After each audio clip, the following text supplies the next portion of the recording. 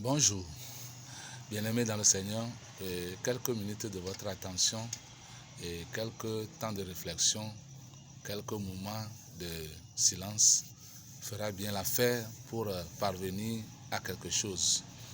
Donc, la question que je pose ce matin, comment sont faits les hommes de Dieu? Comment sont façonnés les hommes de Dieu? Comment sont bâtis les hommes et les femmes de Dieu? Bon, généralement, les titres ne font pas l'homme. Ce qui fait l'homme, c'est la qualité, c'est la nature. Alors Dieu, avant d'utiliser quelqu'un, prend le temps de le façonner, il prend le temps de l'utiliser, il prend le temps de travailler sur lui avant de pouvoir l'utiliser.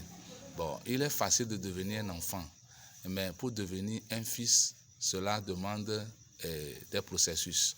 Alors la Bible dit, un enfant nous est né, un fils nous a été donné. Donc le gouvernement repose sur ses épaules. C'est-à-dire, le gouvernement n'est pas sur l'épaule de l'enfant, mais le gouvernement est sur l'épaule du fils. Alors pour devenir un fils, il y a besoin de beaucoup de formation, il y a besoin de beaucoup de compréhension, beaucoup d'évolution pour devenir un fils. Alors, comment Dieu arrive-t-il à transformer des poltrons que nous avions trouvés dans la parole, des apôtres de Jésus qui étaient des poltrons, et du jour au lendemain, ils sont devenus des vaillants combattants, ils sont devenus des gens qui n'ont aucune peur.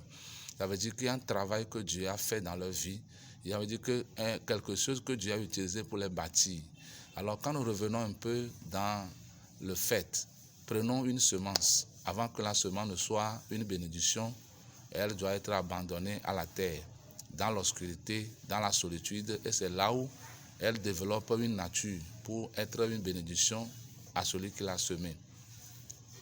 La vie de Joseph, avant de devenir Premier ministre, il a passé 2 ans entiers en prison. C'est dans la 3e année qu'il est ressuscité, comme Jésus, dans la tombe ressuscité le 3e jour, pour parvenir à la droite de Dieu. Donc Dieu a toujours choisi ce moment-là, Dieu a toujours choisi cet instant-là, qui est le moment de la solitude pour façonner ses hommes. Prenons le cas de Jésus lui-même. Il a été sur la terre, il a fait son travail, partout où il passait, il faisait du bien. Mais avant de pouvoir devenir une bénédiction pour le monde, il a fallu qu'il soit abandonné de la terre et abandonné de Dieu. Chaque fois que Jésus parlait, il disait, tout le monde m'abandonne, mais Dieu est avec moi. Mais sur la croix, il dit, Père, mon Dieu, pourquoi m'as-tu abandonné? Donc sur la croix, Jésus a été abandonné par les hommes et abandonné par Dieu, afin que le meilleur puisse sortir. Alors il arrive des moments où Dieu utilise la solitude pour que le meilleur qui est en vous puisse sortir.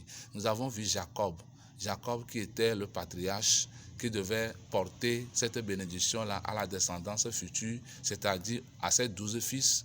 Il est arrivé un moment où Jacob était resté seul. Quand il était resté seul, c'est alors là qu'un ange est venu lutter contre lui. Et c'est dans ce processus-là que nous avons vu un changement. Son nom a d'abord été changé, sa démarche a été changée, sa situation a été changée. Beaucoup de gens demandent le changement. Ils demandent le changement de leur vie, changement de sa nature, changement de ceci, changement de cela. Cela demande que Dieu travaille avec vous à part. Dieu ne peut pas façonner ses enfants ou ses hommes dans la populace. Mais il choisit un moment où il est à part avec vous. Dieu choisit le temps où parfois même il arrive qu'il chasse les gens autour de vous. Il renvoie les gens autour de vous.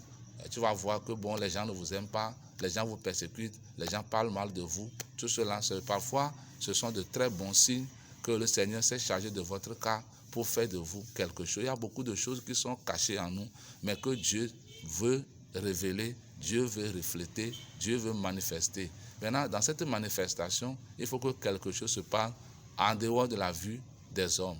Soyez richement bénis dans le nom de Jésus notre Seigneur. Je suis le frère Minia Samuel François, pasteur Assemblée Croix Seulement, Avedi Sans City. Soyez bénis. Je prie pour toi, pour que le Seigneur t'aide, que dans ta solitude, tu deviens le pain qui va servir à donner la vie au monde. Soyez bénis. Amen.